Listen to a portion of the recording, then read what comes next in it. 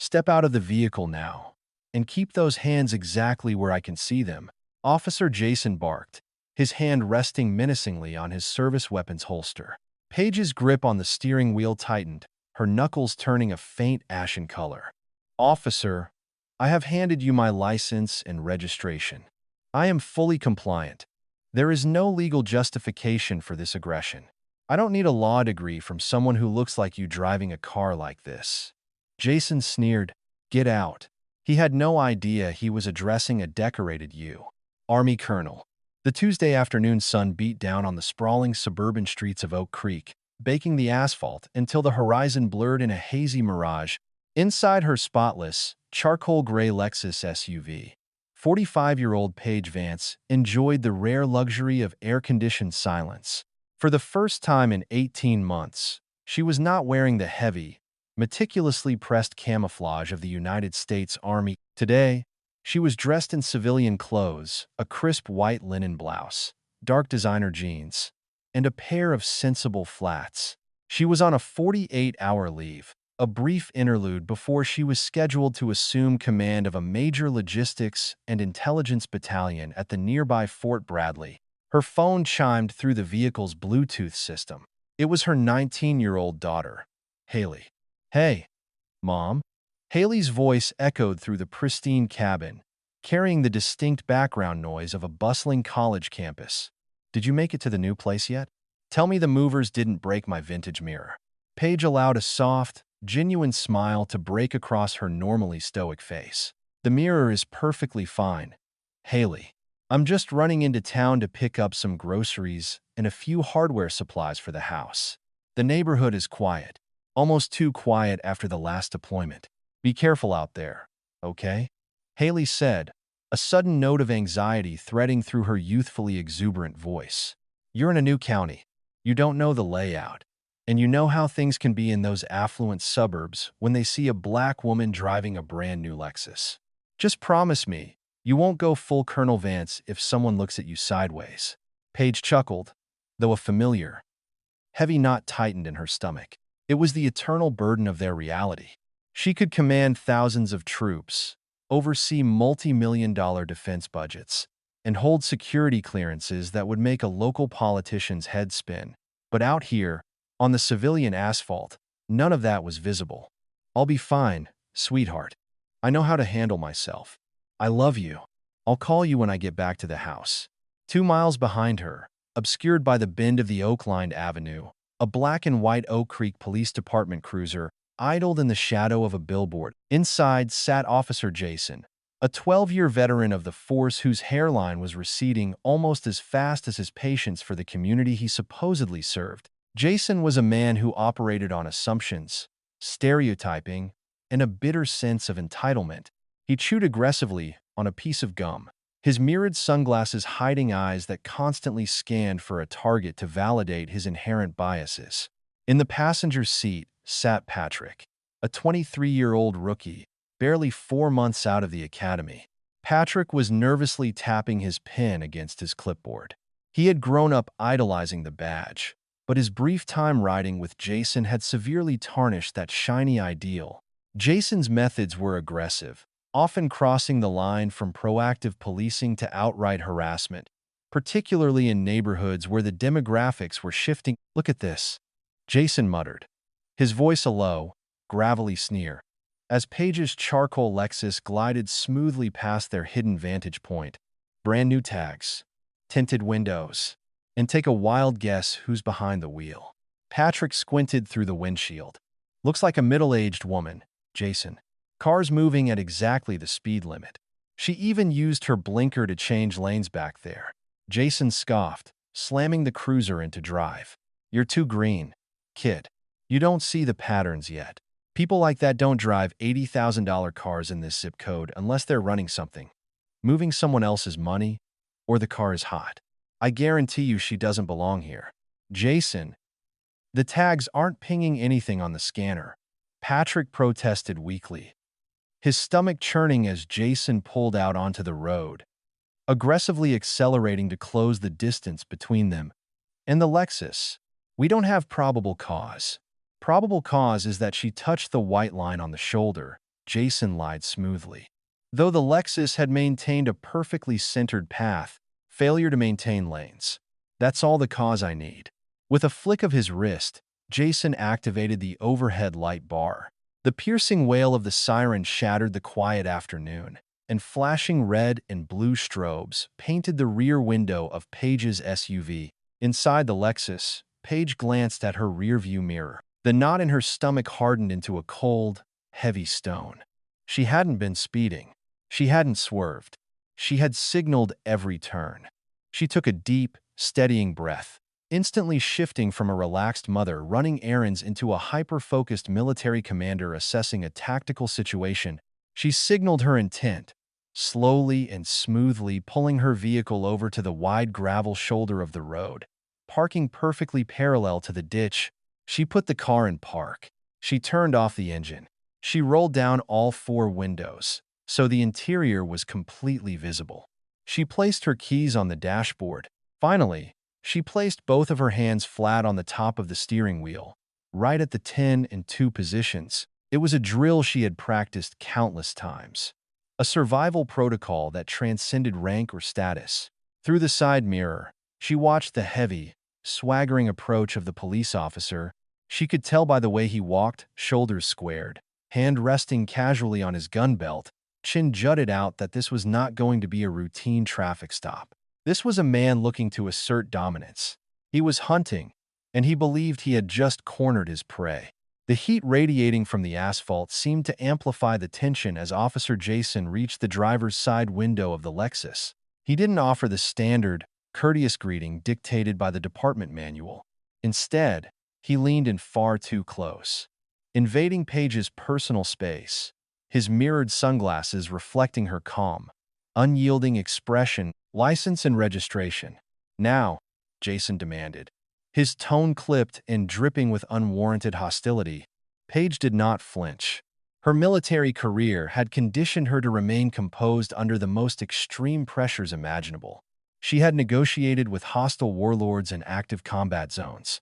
A belligerent local cop was a nuisance, albeit a highly dangerous one.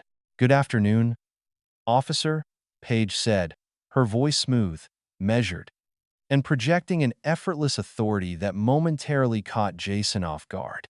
"My license is in my wallet, which is in my purse on the passenger seat. My registration is in the glove compartment. I am going to reach for my purse first. Is that acceptable?" Jason's jaw tightened. He despised citizens who knew their rights, and he particularly despised minorities who spoke to him with a tone of intellectual superiority. "Just get the documents. And no sudden movements, or we're going to have a serious problem." Slowly, deliberately, Paige reached across the console, retrieved her leather wallet, and extracted her civilian driver's license. She then smoothly opened the glove compartment, pulled out the pristine registration paper, and handed both to Jason. Jason snatched the items from her fingers. He scrutinized the license. "Paige Vance," he read aloud, his tone mocking. The civilian ID bore no mention of her military rank, her 22 years of service, or the Bronze Star she had earned in Baghdad. To Jason, it was just a name. "Where are you heading in such a hurry, Paige?" "I am not in a hurry, officer," Paige replied coolly, keeping her hands visible on the wheel. "I was traveling exactly the posted speed limit. I am running errands for my new home in the Oak Creek subdivision." "Oak Creek?" Jason let out a harsh, disbelieving laugh. "You're trying to tell me you live in the gated community up the hill? Those houses start at $1 million. What do you do for a living that affords you a place up there and a car like this?" "My profession is not relevant to my driving. Officer, may I ask why I was pulled over?" "I ask the questions here," Jason snapped, his face flushing a deep, angry red. He leaned closer, trying to intimidate her with his physical presence. "You swerved. Failure to maintain your lane. It's a sign of driving under the influence or distracted driving. Given your attitude, I'm guessing you've got something to hide. What's in the vehicle? Drugs? Stolen goods? You moving cash for a boyfriend?" A few feet away, standing near the rear quarter panel of the Lexus, rookie Patrick felt a cold sweat break out on his forehead. This was entirely out of line. The stop was bad. The questioning was grossly inappropriate, and Jason was rapidly escalating a situation with a completely compliant driver. Patrick opened his mouth to intervene, his heart hammering against his ribs, but Jason shot him a vicious, silencing glare over his shoulder. Patrick swallowed hard and looked down at his boots, failing his first real test of moral courage. Paige's eyes narrowed imperceptibly. She recognized the exact moment a man lost control of his professionalism and let his ego take the wheel. "Officer, I have nothing illegal in my vehicle. I am completely sober. I have provided my identification. If you are going to write me a citation for a traffic violation, please do so. Otherwise, I would like to be on my way." "You're not going anywhere," Jason growled. He tapped the roof of her car aggressively with his knuckles. "In fact, I think we need to do a thorough search of this vehicle. Step out of the car." "I do not consent to a search of my property," Paige stated firmly, her voice ringing out clearly in the quiet air.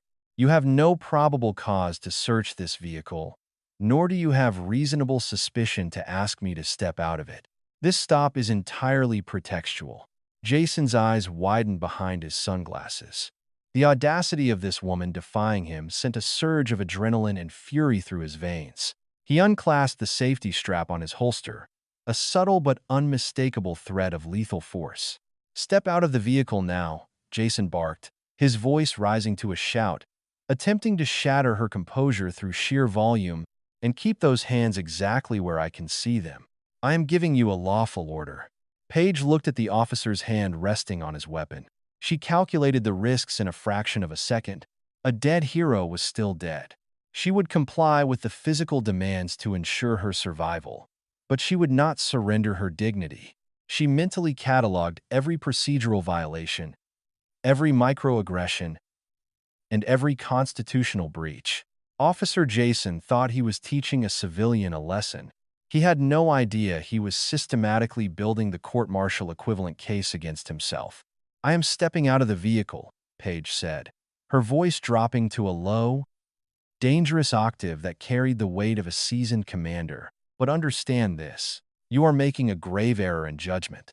With fluid grace, she unbuckled her seatbelt and reached for the door handle. Preparing to step into the scorching heat of Jason's hostility, Paige pushed the heavy door of the Lexus open and stepped out onto the gravel shoulder. Standing at 5'10", with a posture forged by decades of military drills, she was an imposing figure even in casual linen and denim. She didn't cower. She didn't slouch.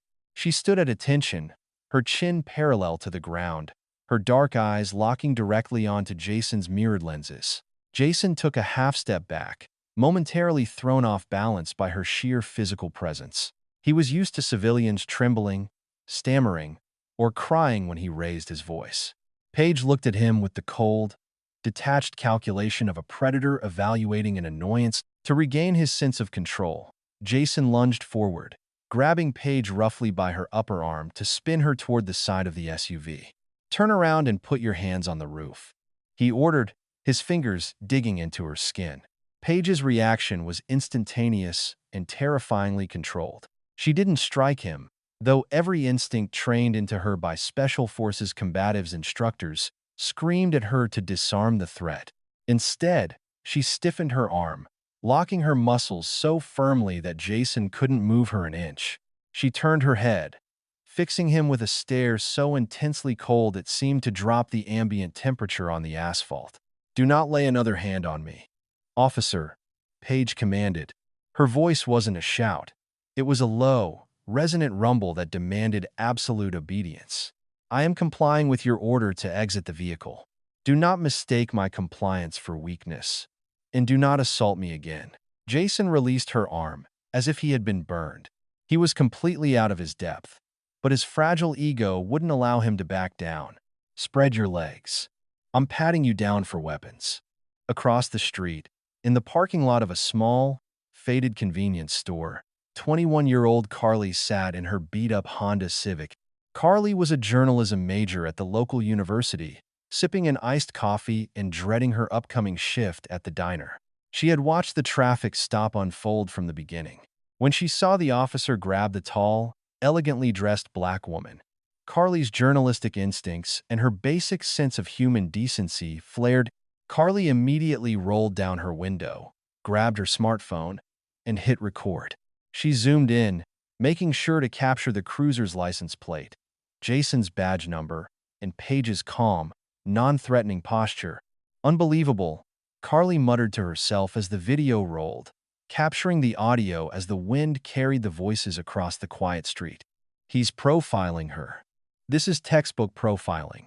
Back at the Lexus, Jason began a rough, humiliating pat-down. It was a Terry frisk meant for officer safety, but Jason used it as a tool for degradation. He patted down her legs, her waist, patting far harder than necessary. Paige endured the violation in absolute silence. Her jaw set in granite. She stared straight ahead, focusing her mind on the battle rhythm, reminding herself that the true war would be fought and won. In a courtroom in an inspector general's office, got anything sharp in your pockets? Needles? Weapons? Jason sneered, stepping back after finding absolutely nothing. I am unarmed. As I told you, I am a law-abiding citizen, Paige replied, smoothing her blouse. Patrick, the rookie, finally found a microscopic shred of courage. He took 2 steps forward, his hands raised in a placating gesture.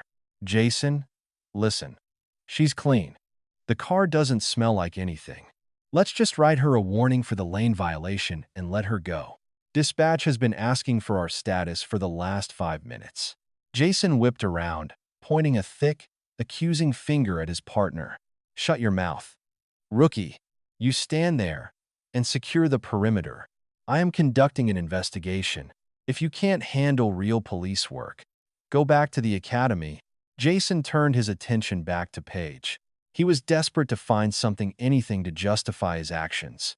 Terrified that his rookie was right, and he was completely exposed. You didn't answer my question earlier. Where do you work? Who employs you? Paige looked at Jason. The time for de-escalation had passed. The officer had crossed every legal and ethical boundary available to him. It was time to introduce him to the chain of command. I work for the United States government, Paige said, her voice carrying clearly over to where Carly was recording. And I highly suggest you get on your radio and call your watch commander down here. Or, better yet, call Chief Joseph. Chief Joseph and I have a mutual understanding of this county's jurisdictional boundaries, and I am quite certain he would be fascinated to see how his officers conduct themselves on his roads. Jason let out a loud, mocking guffaw, throwing his head back. Oh, you know the chief. Is that right? Let me guess, you two go golfing on the weekends?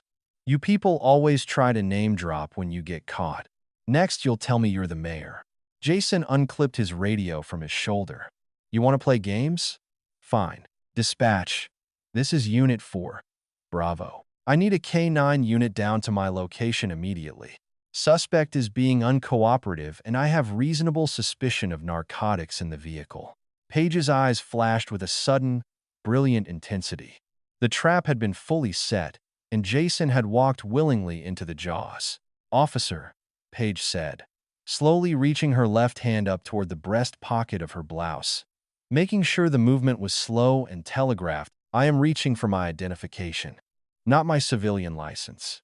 My actual identification.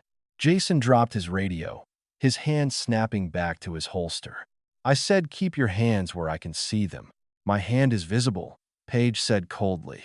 She used 2 fingers to pull a solid, government-issued smart ID card from her pocket. It was bright white with a distinct, undeniable military seal. She held it up, the bold black letters facing Jason. Let me introduce myself properly, she said, the air around them seeming to crackle with sudden, terrifying authority. The heavy, suffocating silence that descended upon the gravel shoulder of the Oak Creek Road was absolute. It was the kind of silence that precedes a devastating storm. Officer Jason stood frozen, his hand still awkwardly hovering over the grip of his service weapon. His eyes locked onto the small, rectangular piece of plastic held between Paige's steady fingers. The card caught the harsh glare of the afternoon sun, highlighting the embedded microchip, the holographic eagle that shimmered with movement, and the bold, unmistakable black text that spanned the top United States Department of Defense. Beneath that, her photograph stern, professional, unyielding stared back at him. And beneath the photo, the words that hit Jason like a physical blow to the chest. Vance, Pagey, pay grade, Colonel. For 3 agonizing seconds, Jason's brain completely misfired. Cognitive dissonance ripped through his mind. The racist, stereotypical narrative he had so carefully constructed, the narrative of a criminal, a drug mule, or a subordinate citizen who didn't belong in his affluent suburb, violently collided with the undeniable reality of federal military authority. On Osis, a full-bird colonel in the United States Army, this woman outranked him, his sergeant, his lieutenant, and arguably possessed a tactical and strategic authority that dwarfed his entire municipal police department. But ego is a fragile, dangerous mechanism. Instead of experiencing the cold splash of realization and executing an immediate, apologetic retreat, Jason's wounded pride mutated into a desperate, paranoid doubling down. He could not be wrong. If he was wrong, his career was over. Therefore, he decided, the card had to be a lie. You think this is funny? Jason growled, his voice trembling with a toxic mixture of adrenaline and denial. He snatched the ID card from Paige's fingers, examining it with aggressive, jerky movements. You think you can flash a fake novelty ID you bought online and scare me off? Do you have any idea how much trouble you're in now? Paige did not blink. Her posture remained flawless, a statue of military discipline amidst Jason's escalating chaos. Officer, tampering with or confiscating a federal common access card without proper authorization is a violation of federal law. I highly advise you to run the barcode on the back of that card through your dispatch terminal. It will immediately route to the Department of Defense database, verifying my identity, my rank, and my active duty status. Do it? Shut up, Jason shouted, stepping into her space again, though this time there was a distinct tremor in his bravado. I'm not running a piece of plastic junk through my system. You're trying to pass off forged federal documents to a law enforcement officer. That is a felony. Turn around and put your hands behind your back. You are under arrest. A few yards away, rookie Patrick finally broke. The invisible tether of subordination snapped under the weight of sheer, undeniable panic. Jason, stop, Patrick yelled, rushing forward and putting himself between Jason and Paige. Jason, look at the card. Look at the microchip. That's not a fake. That's a real CAC card. My brother is in the Navy. I've seen 100 of them. If she's a colonel, we cannot do this. You have zero probable cause. And if you cuff a full-bird colonel on a fake charge, the feds will tear this department down to the foundation. Jason's face twisted into an ugly, purple mask of fury. He shoved Patrick backward, his arm striking the younger man's chest hard enough to make him stumble into the side of the cruiser. I am your senior officer. You do not question me in the field. You get back, or I will have you written up for insubordination and thrown off the force by sundown. Patrick, pale and trembling, opened his mouth to argue, but the sheer, psychotic look in Jason's eyes silenced him. He backed away, his hands gripping his hair, realizing he was watching a slow-motion train wreck that was going to take him down with it. Jason pulled his heavy metal handcuffs from his belt. The clinking sound was loud in the quiet air. Turn around, Paige. Jason sneered, intentionally omitting her rank. Put your hands behind your back. Across the street, Carly's heart was hammering against her ribs like a trapped bird. She had the camera zoomed in perfectly. She had heard the words United States Department of Defense and Colonel. Her jaw had literally dropped. She pressed her phone harder against the steering wheel to keep the frame steady. Oh my God, she thought, her journalistic instincts roaring. He's actually arresting a U.S Colonel. He's putting her in cuffs because his ego is too massive to admit he profiled her. Carly made sure to capture the agonizing hesitation of the rookie, the violent shove from the senior officer, and the chillingly calm demeanor of the victim. Paige slowly turned around. She could have fought. In her prime, She had subdued insurgents twice Jason's size in the dusty streets of Fallujah. But fighting a uniformed officer on the side of an American road was a losing battle, even for a colonel. The camera she had spotted in the distance, the young girl in the beat-up Honda, was her overwatch. Let the officer hang himself with his own rope. I am complying with your unlawful arrest, Paige stated, her voice projecting clearly over her shoulder, ensuring the words were captured not just by Jason's dashcam, but by the citizen recording them. I am not resisting. However, Officer Jason, you are now operating under the color of law to violate my Fourth Amendment rights, and you are detaining an active-duty military commander without cause. When these cuffs come off, your career will be over. We'll see about that, Jason mocked, though his hand shook slightly as he snapped the cold steel brackets onto Paige's wrists. He ratcheted them down tight, too tight. A final, petty assertion of dominance. You have the right to remain silent. I suggest you start using it. As Jason aggressively guided the towering, handcuffed colonel toward the back of his police cruiser, pressing his hand against the back of her head to force her down into the claustrophobic plastic seat, Paige caught Patrick's eye. The rookie was practically hyperventilating, his face a portrait of absolute terror. Paige gave him a single, hard look, a look of profound pity and absolute condemnation. The heavy door of the cruiser slammed shut, sealing Paige in the stifling heat of the cage. The trap had sprung. The predator was now the prey. The ride to the Oak Creek Police Precinct was agonizingly slow and suffocatingly silent.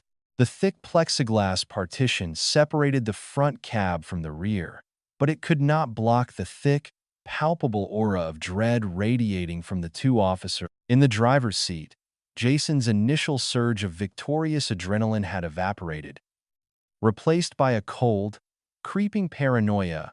His knuckles were white on the steering wheel. He kept stealing glances at the rearview mirror, looking at the woman in the back seat. Paige was not crying. She was not screaming about her rights. She was not pleading with him to reconsider. She was sitting perfectly upright, despite having her arms pinned behind her back, her eyes fixed forward with the dead-eyed focus of a sniper staring through a scope. It was the most terrifying reaction Jason had ever encountered. Beside him, Patrick was silently weeping. He was a 23-year-old kid whose dreams of serving his community were currently burning to ash on the altar of his training officer's racism. He knew, with absolute certainty, that when this reached a judge, or worse, the military brass, his badge was gone. He had failed to intervene. He was complicit. The cruiser pulled into the secure sally port of the Oak Creek station. The heavy garage doors rolled down behind them, plunging the area into harsh fluorescent light. Jason stepped out, opened the rear door, and roughly hauled Paige to her feet. The metal cuffs dug viciously into her wrists, but she offered no sign of pain. They marched her through the heavy metal doors and into the bustling booking area. 6 other officers, a mix of patrolmen and detectives, were scattered around the room, typing reports and sipping stale coffee. The room fell into an immediate, unnatural hush as Jason paraded his prisoner to the central desk. Something about the woman's bearing the pristine linen blouse, the flawless posture, the absolute lack of fear signaled to every experienced cop in the room that a massive mistake had just walked through their doors. Sergeant Miller, a grizzled, 20-year veteran with a thick mustache and a low tolerance for incompetence, looked up from his computer monitor. He took one look at Paige, then shifted his gaze to Jason, his bushy eyebrows furrowing. "What do we have here, Jason?" Miller asked, his voice a low rumble. "You didn't radio in a code for a transport. Dispatch said you were requesting a K-9 unit for a traffic stop. Suspect became uncooperative, Sarge," Jason said loudly, trying to project a confidence he no longer felt. "Pulled over for failure to maintain lanes. Refused a search. Then she tried to pass off a fake military ID to intimidate me. I'm bringing her in for forgery of federal documents, resisting arrest, and impersonating a military officer." Miller leaned back in his chair, the leather squeaking loudly in the quiet room. He looked at Paige. "Ma'am, is that your version of events?"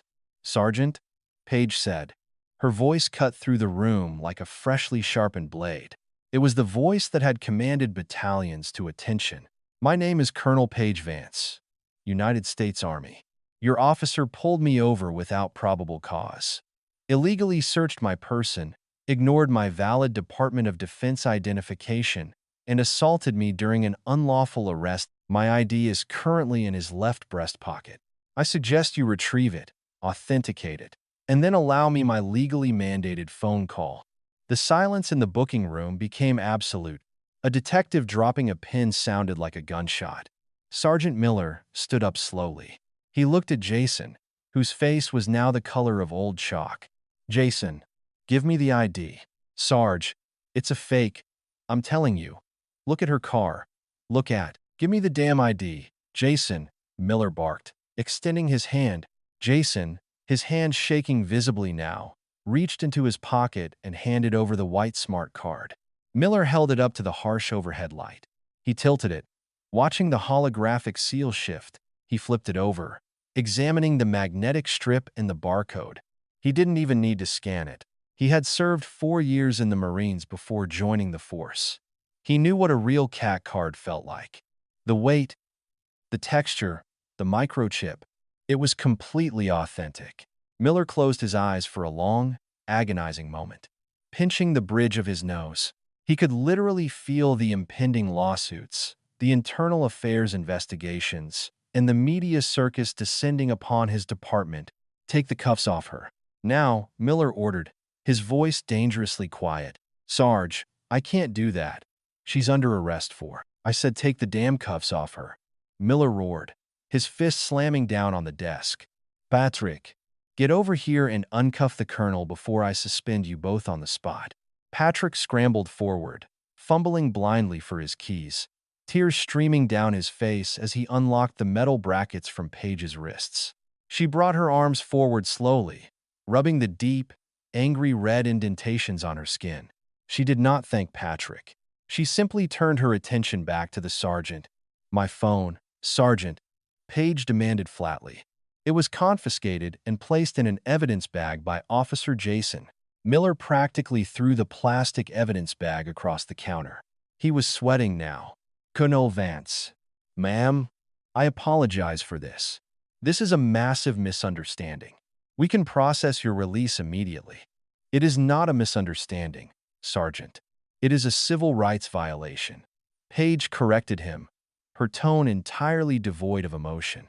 She ripped open the plastic bag, retrieved her smartphone, and dialed a number she knew by heart. It wasn't her lawyer. It wasn't the local ACLU chapter. It was the personal cellular number of Chief Joseph, the head of the Oak Creek Police Department. 2 towns over, at the Oak Creek Country Club, Chief Joseph was just lining up a crucial putt on the 14th hole alongside the city's mayor and 2 prominent real estate developers. Joseph was a politician as much as a policeman, carefully managing the image of his affluent, sleepy suburb. When his phone vibrated in his pocket, he frowned, seeing the name, Cole Vance flash, Bradley Command flash on the screen. He had met Paige twice at regional security summits. She was a rising star in the Pentagon, a woman of immense influence. He stepped away from the green and answered with a smooth, practiced charm. "Colonel Vance, to what do I owe the pleasure on this beautiful afternoon?" "Joseph," Paige's voice came through the speaker, crisp, cold, and utterly terrifying.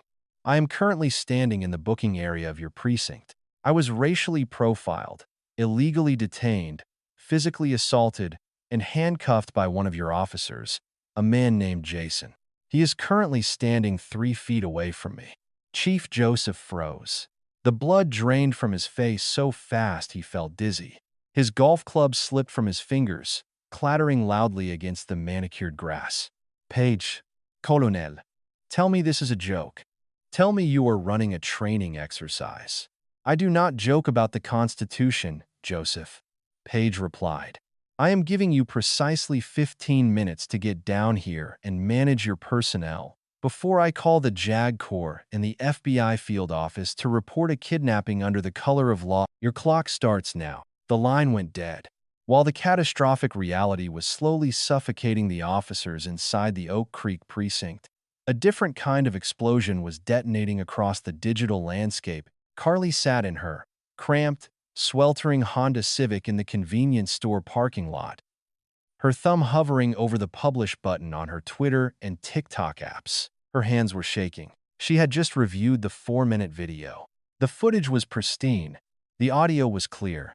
Jason's racist assumptions, the aggressive physical contact, the revelation of Paige's military ID, the unlawful arrest, and the absolute cowardice of the rookie officer were all perfectly documented. Carly was a journalism student. She knew the power of a narrative, and she knew the danger of releasing raw footage without context. But this didn't need context. The context was screaming from the screen.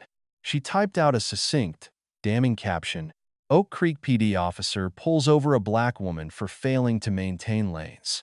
Violently arrests her when she provides her ID. The ID? She's an active duty Army Colonel. Police brutality, Oak Creek PD profiling accountability. She hit publish. She didn't drive to her shift at the diner. She sat in her car, watching the metrics.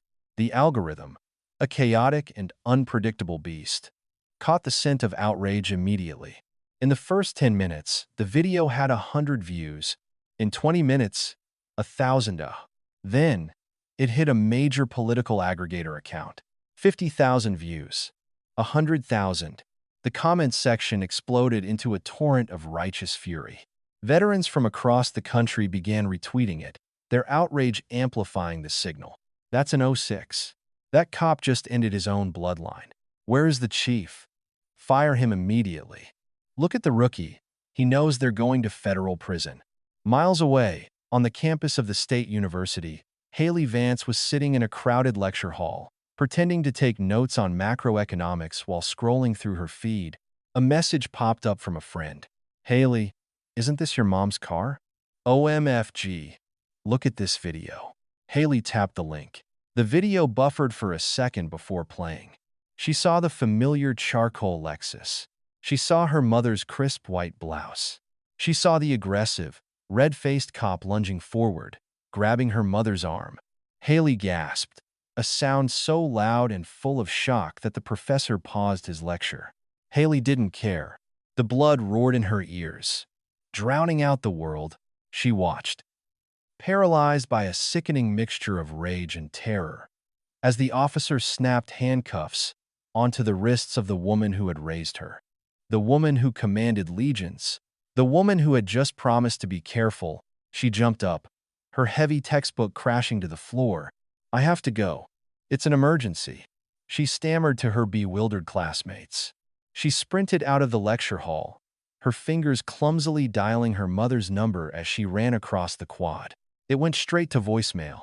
She dialed again. Voicemail. Tears of pure, white-hot anger streamed down Haley's face. She didn't call the police station to ask questions. She called her uncle, Paige's brother, a prominent civil rights attorney in the city.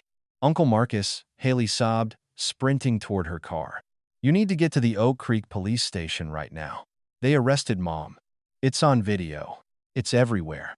Back at the Oak Creek precinct, the fragile illusion of control had completely shattered. The station's switchboard, normally quiet on a Tuesday afternoon, suddenly lit up like a Christmas tree. Every single phone line began blinking furiously. The desk officer answered one. Oak Creek Police. Yes, sir. I understand you're upset about the video, but hello? He hung up, bewildered. He answered another. Sir, we cannot comment on ongoing. Sarge. The desk officer called out, his voice tinged with panic. The phones. It's the public. They're calling from all over the country. They're asking about a video of an officer arresting a colonel. Sergeant Miller felt a cold sweat soak through his uniform shirt.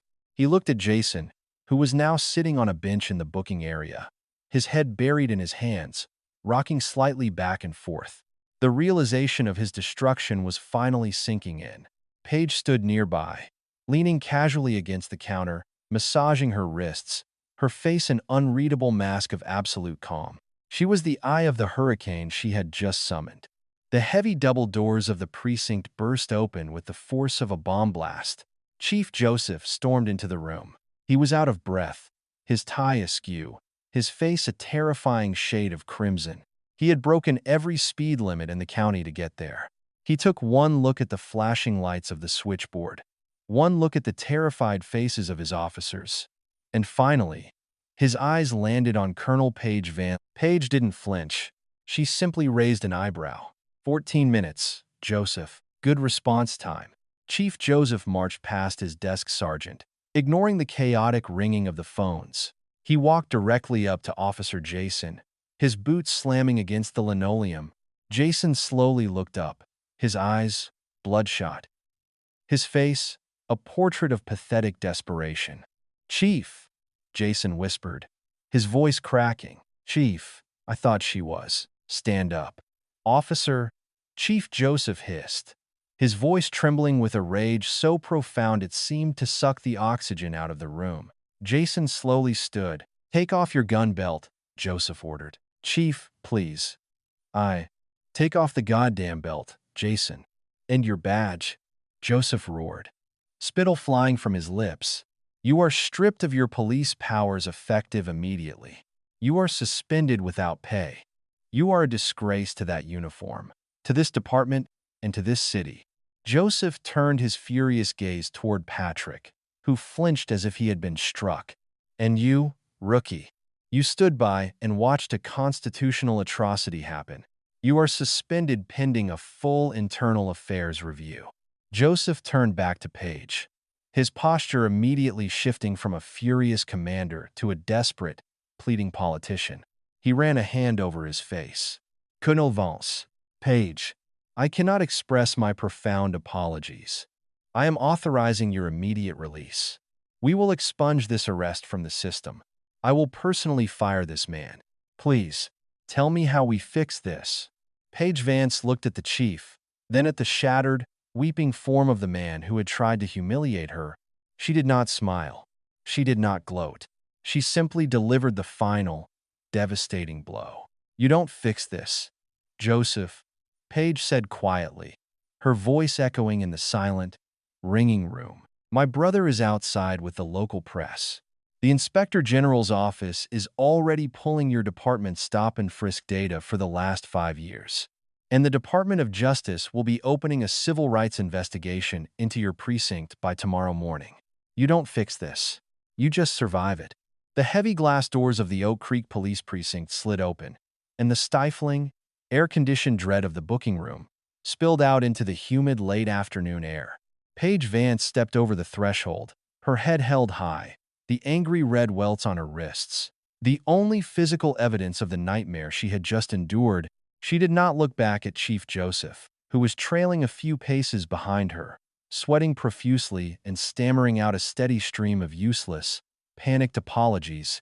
Waiting for her at the bottom of the concrete steps was a scene that would forever alter the history of Oak Creek. 3 local news vans had already jumped the curb, their towering satellite masts fully extended against the darkening sky. Camera crews were scrambling, shouldering heavy equipment and shouting to their anchors.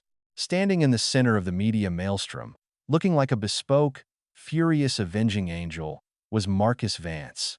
He was a partner at one of the most prestigious civil rights law firms in the state, a man who built his career on dismantling corrupt municipal structures. Beside him, trembling but fiercely holding her ground, was Haley. Haley screamed, breaking through the perimeter of reporters and throwing her arms around Paige's neck. The college student buried her face in her mother's shoulder, a dam of terror and relief finally breaking. Paige's military stoicism softened for a fraction of a second. She wrapped her arms around her daughter, kissing the top of her head. "I'm okay, sweetheart. I'm right here. Stand still. Let them see how we handle ourselves." Paige gently pulled back, looking at her brother. Marcus didn't offer a hug. He offered a predatory, approving nod. He turned to the chaotic cluster of microphones and cameras being shoved toward them. "Ladies and gentlemen of the press," Marcus boomed, his voice echoing off the concrete facade of the precinct without the need for a megaphone. "My name is Marcus Vance. I am legal counsel for Colonel Paige Vance of the United States Army. Less than 2 hours ago, my client was pulled over in a blatant, undeniable act of racial profiling by Officer Jason of the Oak Creek Police Department. Despite providing a valid, federally issued Department of Defense Common Access card, Colonel Vance was unlawfully detained, physically assaulted, and placed in handcuffs. The flashbulbs erupted in a blinding, strobing frenzy. This department, Marcus continued, turning his body slightly to point an accusing, manicured finger directly at the pale, trembling figure of Chief Joseph, who was practically trying to merge with the brick wall. This department has operated under a culture of impunity, prejudice, and systemic intimidation for too long. They thought they were pulling over a vulnerable civilian. They thought they could flex their authority in the dark. Instead, they arrested a highly decorated military commander in broad daylight, on camera. From the second-floor window of the precinct, partially hidden behind dusty metal blinds, Officer Jason watched his life end. He was still wearing his uniform pants, but his badge, his weapon, and his authority had been stripped from him and locked in the chief's desk. His hands were shaking so violently he could barely hold onto the plastic window cord. He watched the polished, articulate, devastatingly precise legal strike happening on the steps below. He saw the news chirons being typed in real time. He saw the terrifying composure of the woman he had tried to humiliate. His cell phone, resting on the nearby desk, began to vibrate endlessly. It was his wife. It was his union representative. It was his commanding officers. He couldn't answer any of them. He had built his entire identity around the power of his badge. The belief that his uniform made him untouchable and inherently superior. Now, stripped of that shield, he felt violently, agonizingly small. Effective immediately, Marcus's voice drifted up through the window glass, sealing Jason's fate. We are filing a multi-million-dollar federal civil rights lawsuit against the Oak Creek Police Department, Chief Joseph, and Officer Jason individually. Furthermore, we have been assured by our contacts at the Department of Justice that a federal criminal probe into the deprivation of rights under the color of law is already underway. We are not asking for an apology. We are bringing the full weight of federal accountability to this city. Paige stepped forward, taking the microphone from her brother. The reporters fell completely silent. I have spent 22 years defending the Constitution of the United States against foreign and domestic threats, Paige said. Her voice a low, commanding rumble that commanded absolute respect. I do not wear that uniform to have my constitutional rights, or the rights of any citizen, trampled on domestic soil by those sworn to protect them. Accountability is not optional. It is imminent. She turned, put her arm around her daughter, and walked toward the waiting town car. Karma had arrived, and she was wearing a tailored suit. 2 agonizing weeks had passed since the traffic stop, and the fallout had been nothing short of apocalyptic for the Oak Creek Police Department. Inside the claustrophobic, aggressively beige interrogation room of the district attorney's office, Rookie Patrick sat opposite an assistant federal prosecutor. Patrick looked like he had aged 10 years. Dark, bruised circles hung under his eyes, and his hands gripped a styrofoam coffee cup with white-knuckled desperation. Next to him sat his union-appointed attorney, a bored-looking man who clearly knew this was a losing battle. Let me be exceptionally clear, officer, the federal prosecutor said, sliding a thick manila folder across the table. The Department of Justice does not care about your tenure. We care about complicity. The video recorded by the civilian bystander shows you attempting, briefly, to stop Officer Jason. That is your only saving grace. However, you stood by while a federal officer was unlawfully cuffed, and you failed to report the constitutional violation to your superiors until after the video went viral. Patrick swallowed hard, the lump in his throat feeling like broken glass. I was afraid of him. Jason was my training officer. He threatened to have me fired. He shoved me.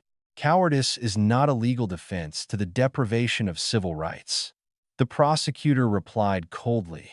Officer Jason is facing up to 10 years in federal prison for operating under the color of law to commit assault and unlawful arrest, compounded by the state charges of official oppression and falsifying a police report regarding the traffic lane violation. We have his dashcam. We have the civilian video. We have the colonel's testimony. The prosecutor leaned forward. "We are offering you a one-time deal, Patrick. You will resign from the Oak Creek Police Department immediately. You will permanently surrender your peace officer certification, meaning you will never wear a badge in the United States again. In exchange, you will testify as a star witness for the prosecution against Jason.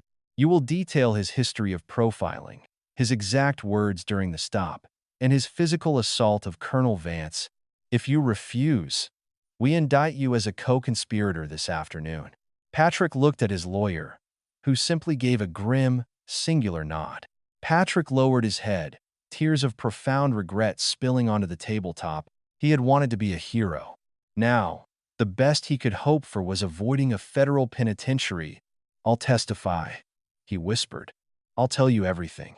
Across town, Jason's reality was crumbling with terrifying velocity. His house, a modest split level in a neighboring suburb, felt like a besieged bunker. News vans were parked at the end of his street. Protesters occasionally marched past his driveway, holding signs bearing his face with the word "disgraced" stamped across it in red ink. He sat at his kitchen table, unshaven, reeking of stale beer and desperation. His wife had packed a bag and taken their children to her mother's house in Ohio. Unable to endure the public humiliation and the barrage of death threats pouring into their voicemail, his cell phone rang. It was his lawyer, provided by the Fraternal Order of Police. "Jason, it's Mike," the lawyer said. His voice lacked any of its usual aggressive confidence. "Listen, I just got out of a meeting with the union board and the state reps." "And?" Jason snapped, his voice rough and panicked. "What's the strategy?" "We're going to fight the dashcam footage, right? Claim I felt a genuine threat to my safety. We can smear the colonel, say she was uncooperative." "Jason, stop." The lawyer interrupted heavily. "There is no we anymore. The union board just voted.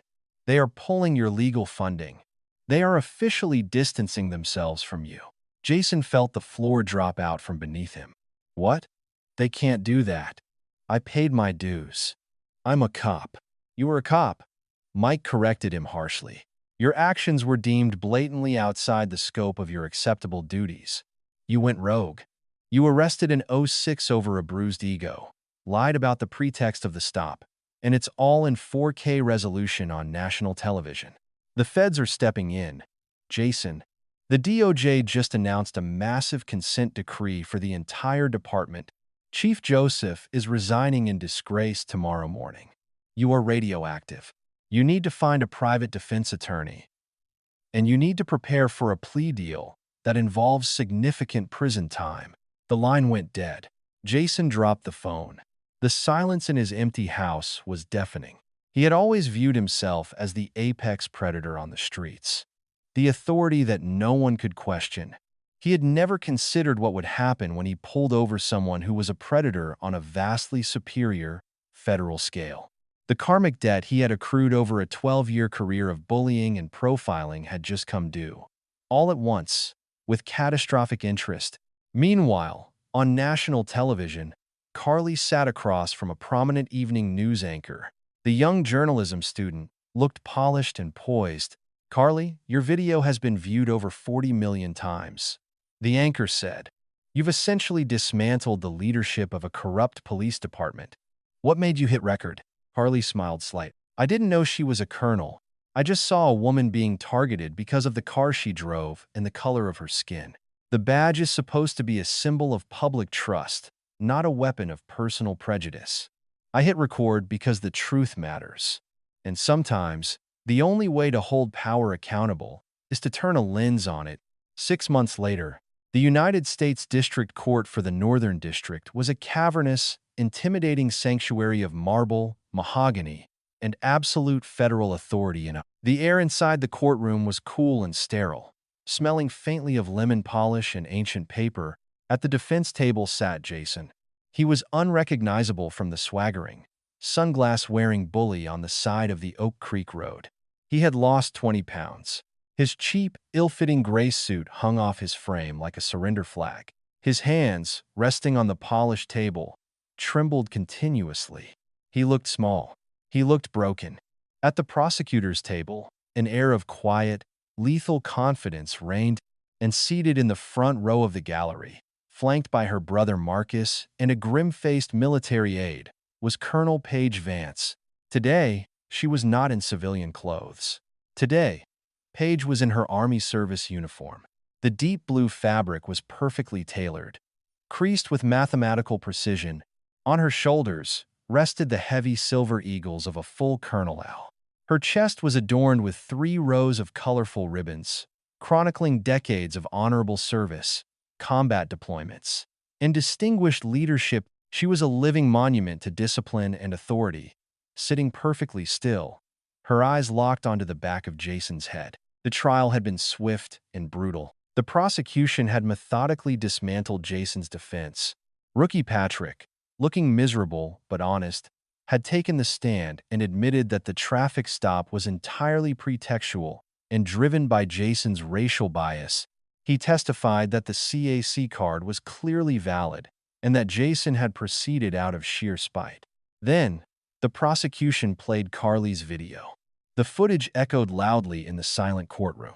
Jason's aggressive shouting, the violent shove, the clicking of the handcuffs.